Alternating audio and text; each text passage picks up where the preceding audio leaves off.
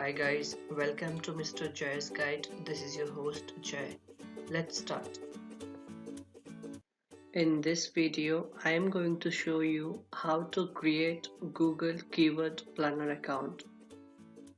To create Google Keyword Planner account, open Google and type as Google Keyword Planner. Then select the first option.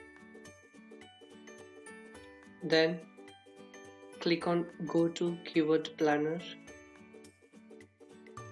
Then it will ask you to log in with your credentials with your email ID and password. So log in with your credentials. Now it is asking you to either update or confirm your recovery email and phone number. So I'll click on confirm because I have already updated my phone number and email ID.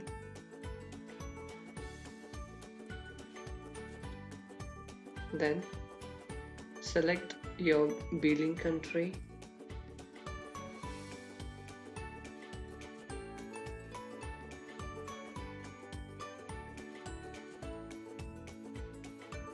Then select your time zone.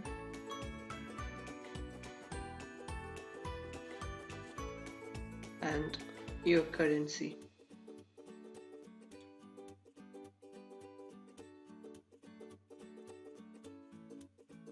Then hit submit. Now